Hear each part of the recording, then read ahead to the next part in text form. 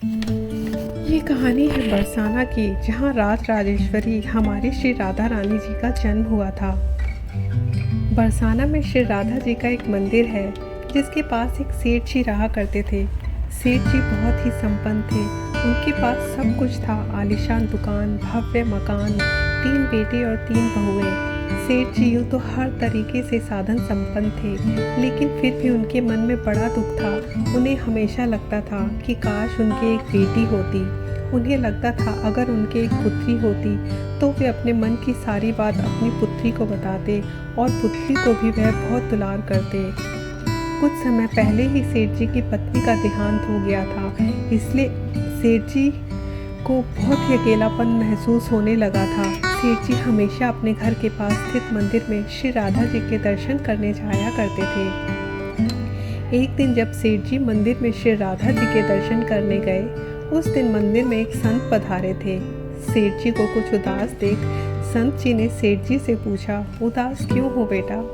सेठ जी बोले, महाराज मेरी कोई बेटी नहीं है, इसलिए मैं उदास हूँ।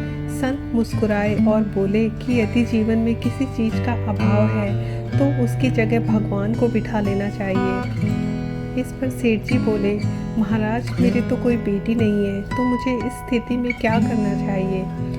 संत बोले, अरे सेठ, जब तुम्हें बरसाने का वास मिला है तो तुम बरसाने की बेटी श्री राधा जी को ही अपनी बेटी क्यों नहीं मान लेते? संत की यह बात सेठ जी को बहुत पसंद आई। उसी दिन सेठ जी ने श्री राधा जी का एक बड़ा सा चित्र मंगवाया और उसे अपने कमरे में लगा लिया। अब तो सेठ जी का जीवन ही बदल गया। वे उठते बैठते सोते जागते श्री राधा जी को अपनी बेटी मानकर उनसे बातें करने लगे। उन्हें अपनी पुत्री को हर बात बताने में बहुत आनंद आता था। सेठ जी की श्री राधा जी में ऐसी लगन लगी कि जब भी वे दुकान जाते तो श्री राधा रानी को भोग लगाकर प्रसाद पाकर ही जाते थे। शाम को लौटते तो राधा जी को प्रणाम करते, उनसे बातें करते और भोग लगाकर वे प्रसाद ग्रहण करते और हर समय श्री राधे संकीर्तन किया करते थे और हर समय वह प्रसन्नचित रहा करते थे। जब भी सेठ जी से कोई उनका परिचय पूछता तो वे कहते, 3 बहू बेटे हैं घर में, सुख सुविधा है पूरी, संपत्ति भरी भवन में रहती, नहीं कोई मजबूरी, कृष्ण कृपा से जीवन पथ पे आती ना कोई बाधा, मैं बड़भागी पिता हूँ मेरी, बेटी है श्री राधा। एक दिन सेठ जी के घर में चूड़ी पहनाने वाली मणिहारन आई। तीनों बहुओं ने बारी बारी से जाकर मणिहारन से चूड़ियाँ पहन ली। श्री राधा जी को लगा कि आज मेरे पिता के घर में चूड़ी पहनाने वाली आई है, तो मैं भी जाकर चूड़ी पहन लेती हूँ। जैसे ही तीनों बहुएं चूड़ियाँ पहनकर गई, श्री राधा जी प्रकट हो गई। मणिहारन ने जब राधा जी का स्वरूप देखा तो वह उन्हें देखती ही रह गई। राधा जी बोली, मुझे भी चूड़ी पहनाओ। मणिहारन ने समझा इनके घर में कोई मेहमान आया होगा। यह सोचकर मणिहारन ने राधा जी को भी चूड़ियाँ पहना दी। श्री राधा जी चूड़ियाँ पहनकर एक ओट में जाकर अंतर्ध्यान हो गई। सभी को चूड़ियाँ पहनाकर मणिहारन हमेशा की तरह चूड़ियों का पैसा लेने सेठ जी की दुकान पर चली गई। मणिहारन को देखते ही सेठ जी बोले, घर पर चूड़ियाँ पहनाने गई थी, यह लो तुम्हारे पैसे।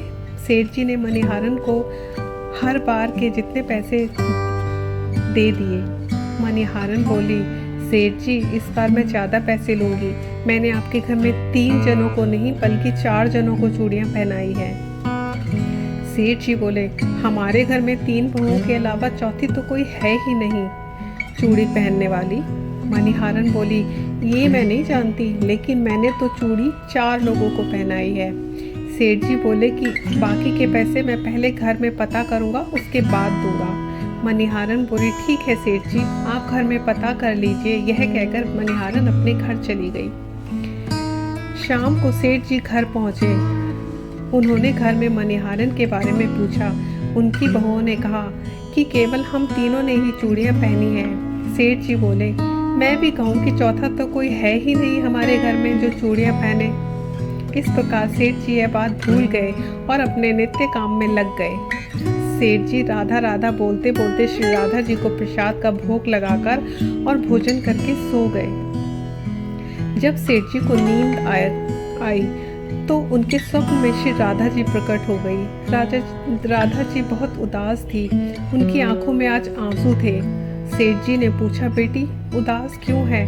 श्री राधा जी बोली, आज मेरा मन बहुत दुखी है पिताजी। मैंने आज अपने पिता का घर समझकर यहाँ उस मणिहारन से चूड़ियाँ पहनी थी, परंतु पिताजी आपने उस मणिहारन को मेरी चूड़ियों का मोल नहीं चुकाया।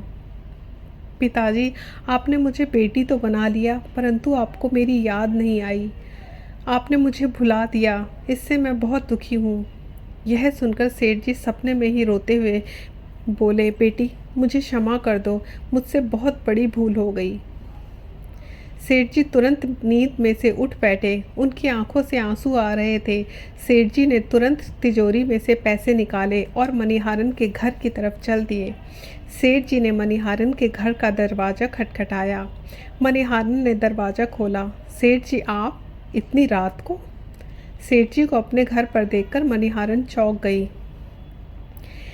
सेठ जी के नेत्रों में आंसू भरे थे। सेठ जी बोले, तुम्हारे जैसा बड़भागी कोई नहीं है।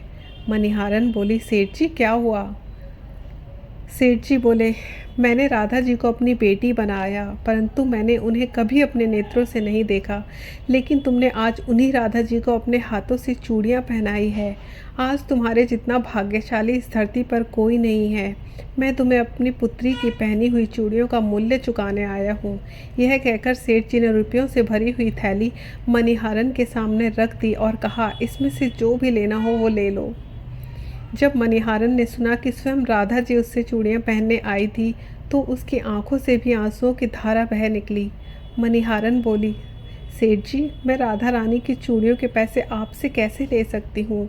राधा रानी तो इस बरसाने की बिटिया है और मैं बिटिया की चूड़ी के पैसे आपसे ना लूँगी। परंतु सेठ जी नहीं माने। सेठ जी ने रुपयों से भरी हुई थैली मणिहारन के घर पर रखी और वहाँ से सीधे श्री राधा जी के मंदिर चले गए।